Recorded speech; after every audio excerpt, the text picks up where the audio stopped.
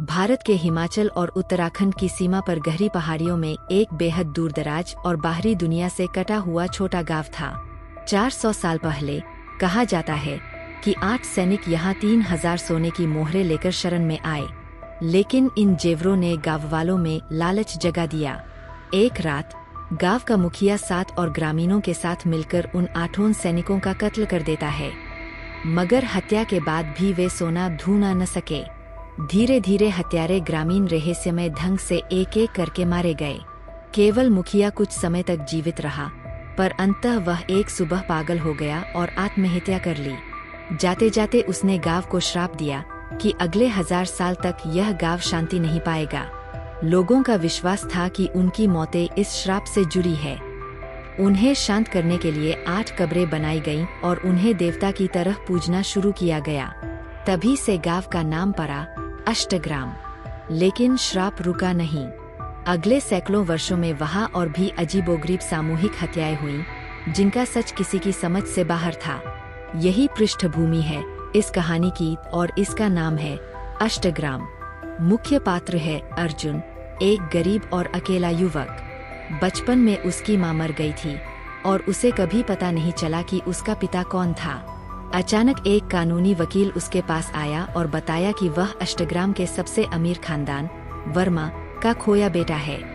उसे तुरंत गांव लौटकर संपत्ति संभालने का निमंत्रण मिला। लेकिन उसी रात अर्जुन को एक गुमनाम चिट्ठी मिली, जिसमें लिखा था कि वह दानव का रक्त लेकर पैदा हुआ है और अगर गांव लौटा तो अष्टदेव का श्राप फिर से शुरू होगा। अर्जुन को यह किसी दुश्मन की चाल लगी और उसने गांव लौटने का फैसला कर लिया। गांव लौटते समय उसका नाना उससे मिला और बताया, असल में अर्जुन का 8वां पूर्वज वही मुखिया था जिसने 400 साल पहले 8 सैनिकों को मारा था। उसके पिता बुजुर्ग वर्मा भी बेहद हिंसक थे। कई साल पहले उसकी मां को जबरन वर्मा परिवार की रखैल बनाया गया, लेकिन गांव में अफवाह फैली कि अर्जुन असल में अपनी मां के पुराने प्रेमी का बेटा है, न कि बूढ़े वर्मा का। इससे वर्मा ने उसे और उसकी मां को प्रताड़ित किया। आखिरकार मां बेटा गांव छोड़ गए। इसके बाद बुजुर्ग वर्मा पागल हो गया और गांव में 32 ग्रामीणों की बेरहमी से हत्या कर दी। वह फिर पहाड़ों में भाग गया और कभी नहीं मिला। लोगों ने यह भी श्राप का असर माना। अब वर्तमान में गांव में अर्जुन का सौतेला भाई सुरेश बीमार है और जल्द मर सकता है, इसीलिए अर्जुन को बुलाया गया। लेकिन जैसे ही अर्जुन लौटा, हत्याएं फिर शुरू हो गईं। पहले नाना अर्जुन का बाहरी को जहर देकर मार दिया गया। फिर अस्पताल में पड़े भाई सुरेश दवा खाते ही जहर से तड़प कर मर गए। उसके बाद गांव के मंदिर की साध्वी की हत्या भोजन में जहर डालकर की गई। हर हत्या जुड़ी थी किसी विशेष जोड़ी से। एक रात अर्जुन अपनी जुड़वा बुआओं का पीछा करता है और एक गुप्त गुफा पाता है। वहां उसे अपने गायब हो चुके पिता बूढ़े वर्मा की लाश मिलती है। साथ ही उसे कुछ पुराने सोने के सिक्के भी मिलते हैं, यानी प्राचीन सैनिकों का खजाना शायद यही था। गांव की अजीब घटनाओं और हत्या श्रृंखला का संबंध काफी हद तक इस रहस्य और श्राप से जुड़ा हुआ प्रतीत होता है। अगली हत्याओं में बुआ मीरा और गांव के बुजुर्ग डॉक्टर की हत्या जहर से होती है।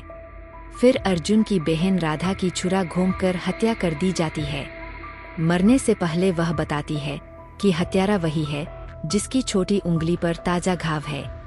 गांव वाले अर्जुन को ही अपशगुनी मानकर मारना चाहते हैं। वह गुफा में छिपकर बचता है। काफी घटनाओं और गलतफहमियों के बाद सच्चाई सामने आती है। असली हत्यारी युवा विधवा सीमा थी। उसका मकसद अजीब था। वह अपने प्रेमी दीपक को वर्मा परिवार का मुखिया बनाना चाहती थी। दीपक कमजोर और आत्मग्लानि से भरा आदमी था।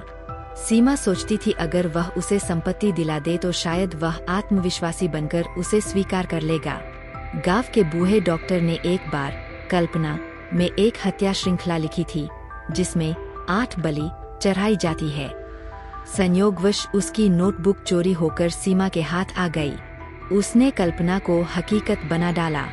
सीमा का सच सामने आते ही उसने अपने अपराध कबूल कर लिए, पर उसकी अंगुली संक्रमित हो चुकी थी और वह अस्पताल में मर गई। अंततः अर्जुन गांव छोड़ देता है। कहानी यहीं खत्म होती है।